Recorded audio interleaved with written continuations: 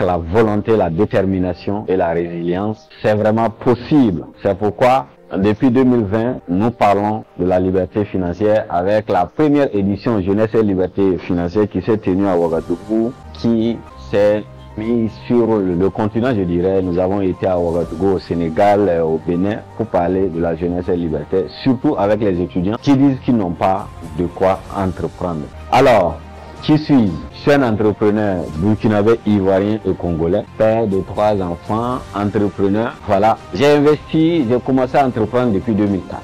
2004, je suis entrepreneur. C'est quand on dit entrepreneur, ce n'est pas forcément, on parlera même de tout ça. Ce n'est pas après avoir enregistré son entreprise qu'on devient entrepreneur. L'entrepreneur, c'est d'abord dans la tête. Parfois même, il faut concevoir ton logo et tu as ton entreprise dans ta tête. Tu as tout programmé, tu es entrepreneur. C'est quand on a un business moderne qu'on devient entrepreneur et qu'on enregistre bientôt son entreprise.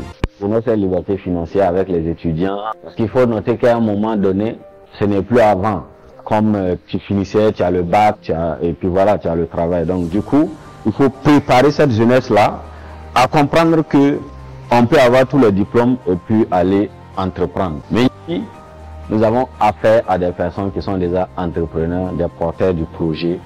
C'est pourquoi on va parler de quelles sont les techniques nécessaires pour obtenir du financement. Beaucoup pensaient que en venant dans cette salle, c'était pour avoir du crédit dans l'immédiat. Je suis désolé de vous dire, vous devez comprendre que ici nous allons vous montrer le chemin, ce que vous-même vous devez faire. Il y a un langage qui dit que si tu dors sur une natte de quelqu'un, alors il faut te dire que tu peux te retrouver terre du jour au lendemain. Donc ici, c'est pour que vous appreniez vous-même à prendre de l'argent quand vous en avez besoin et à faire de l'argent dont vous avez besoin ou pour tout ce que vous en avez besoin. C'est ça l'objectif d'argent. Par contre, d'autres pensent que l'argent, quand on a de l'argent, d'autres s'en servent pour faire du n'importe quoi et autres. Je pense que c'est ce qui fait que les Africains ont mal compris l'objectif de l'argent et ils se sont mis à l'écart de l'argent. Tu vas entendre parler qu'il y a problème d'argent. Tout ça, c'est parce que les Africains eux-mêmes ont décidé de se mettre à l'écart d'argent en se disant que non, quand on a de l'argent, c'est pour faire de n'importe quoi avec et autres.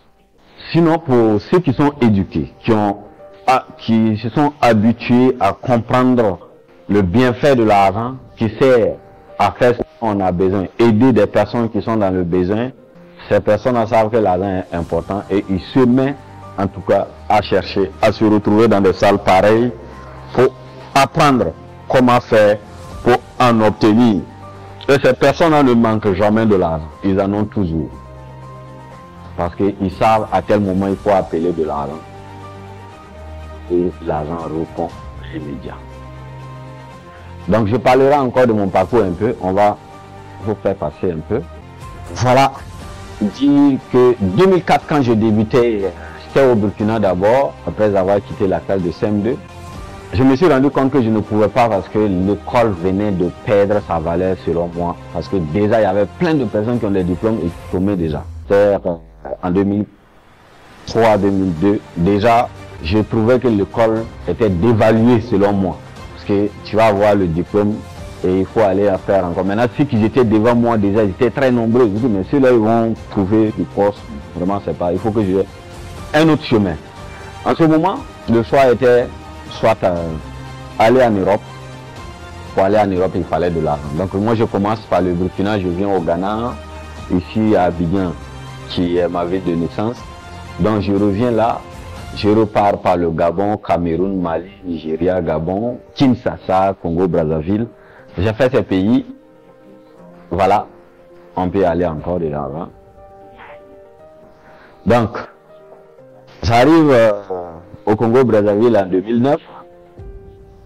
Et là, j'étais fatigué parce que le chemin était long, je ne parlais pas français. Il faut passer par le Nigeria, le Cameroun, ces pays anglophones. Voilà. Et quand j'arrive en 2009 au Congo-Brazzaville, j'ai dit, il faut que je travaille là un peu avant d'aller en Europe. Je commence à être un de bord dans un gros camion parce que le Congo-Brazzaville est un pays qui est un peu sur des collines. Donc les gens avaient les difficultés pour... Donc nous, on avait les camions Stern Donc, il y avait les bâches à eau. Et je faisais cela.